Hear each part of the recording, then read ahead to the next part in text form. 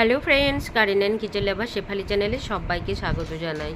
তো বর্ষার আগে এবং বর্ষার পরে অর্থাৎ বৃষ্টি শেষ হয়ে গেলে আমাদেরকে সমস্ত রকম ফল গাছ বা পার্মানেন্ট ফুল গাছে এক প্রকার মিক্স জৈব সার খাওয়ার দেওয়া খুবই জরুরি।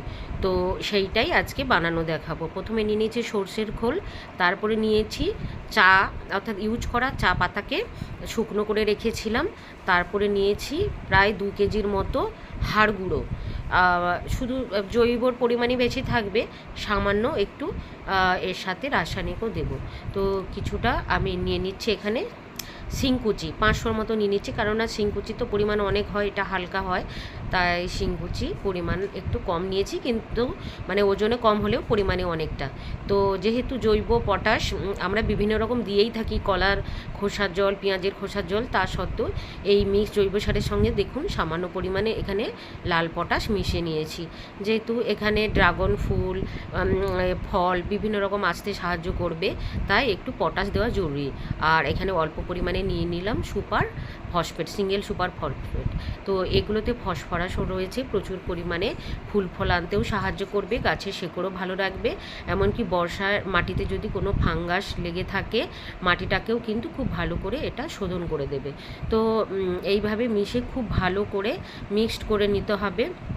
আবার এর সাথে আমি পরে ম্যাগনেসিয়াম সালফেট মিশিয়ে নেব, বা যদি আপনাদের মাইক্রোনিউট্রিয়েন্ট গ্র্যানুয়েল থাকে সেটাও মিশিয়ে নিতে পারেন। আর এইভাবে দেখুন এটাকে, যেহেতু জিনিসটা শুকনো, একটু জল ছিটিয়ে ছিটিয়ে মিশিয়ে নেব। আর তার সাথে নিয়ে নিলাম 2 কেজি ভার্মি কম্পোস্ট। এই সমস্ত উপকরণটা আমি হালকা জল ছিটিয়ে ভালো করে মিশিয়ে ঢেকে রেখে দেবো কিছুটা ডিকম্পোস্ট হওয়ার জন্য। তারপর নিয়ে নিচ্ছি দেখুন ডিমের খোসাকে আমি রোদের মধ্যে হালকা শুকনো করে তারপরে এটাকে গুঁড়ো করে নিয়েছি। এটাতেও ক্যালসিয়াম, ফসফরাস সমস্ত কিছু পাওয়া যায়। আর এই হাড় গুঁড়ো এবং ডিমের খোসার গুঁড়ো এই সমস্ত থেকে কিন্তু প্রচুর ধুলো উড়ে, এই সময় মাস্ক পরে নিয়ে কাজ করলেই সুবিধে। তো তাই নাকটা চেপে করাটাই খুবই ভালো, কেননা এই গুঁড়োগুলো আমাদের শরীরের মধ্যে গেলে এগুলো কিন্তু শরীরের জন্য ক্ষতিকর হতে পারে, তাই মাস্ক পরেই করা উচিত, আর হাতে গ্লাভস নিয়ে। তো তারপর এই যে শুকনো উপকরণটাকে ডিকম্পোস্ট করার জন্য অবশ্যই জল দিয়ে দিতে হবে। আপনাদের যে কাছে যদি ওয়েস্ট ডিকম্পোজারের জল থাকে তো দিয়ে দিলে সেটা খুবই ভালো, নাহলে নর্মাল জলও দিয়ে দিতে পারেন। আমি কিছুটা নর্মাল জল দিচ্ছি। তারপর ঘি বানানোর জন্য আমরা যখন মাখন তুলি সেই যে জলটা অর্থাৎ ঘোলটা বেরোয় সেটাও কিন্তু ভীষণভাবে উপকারী, বা দই যেগুলো খুব টক হয়ে যায় সেগুলোও কিন্তু ডিকম্পোস্ট করতে খুব তাড়াতাড়ি খুবই সাহায্য করে। তো সেই সলিউশনগুলোও আমার কাছে রয়েছে, সেগুলোও আমি এখানে দিয়ে দেবো। তারপরে এটাকে ঢেকে রেখে দেবো বেশ কিছুদিন, যতক্ষণ না গরম ভাবটা কমে যায়। আবার কিছুদিন পর উল্টে পাল্টে দেবো। আর এরপর যখন সমস্ত গাছে দেব তখন এর সাথে আরও প্রায় 4-5 কেজির মতো আমি পুরনো গোবর সার মিশিয়ে নেব। আর পুরনো গোবর সার তো প্রচুর পরিমাণে রয়েছে। তো এইভাবে যারা বর্ষার আগে মিক্স জৈব সার দেননি তারা এখনই বানিয়ে রাখুন, বৃষ্টি শেষ হওয়ার সাথে সাথেই কিন্তু মিক্স জৈব সার দিয়ে দেবেন। বা হয়তো একটানা অনেক দিন বৃষ্টি হচ্ছে না, তখনও কিন্তু আপনারা দিয়ে দিতে পারেন, কেননা এই যে এই সময় আমাদের প্রচুর পরিমাণে ড্রাগন ফল আসছে। তারপরে আমার তো কী কী ফলের গাছ আছে সব সময় আপনাদের সাথে শেয়ার করি, কিছুটা আবারও শেয়ার করব। তো চলুন, সেই সমস্ত গাছে কিন্তু প্রচুর পরিমাণে এনার্জির দরকার। এত পরিমাণে ফুল ফল যে দেয় তার জন্য কিন্তু অবশ্যই একটা ভরপুর মাত্রায় খাবার দেওয়া খুবই জরুরি।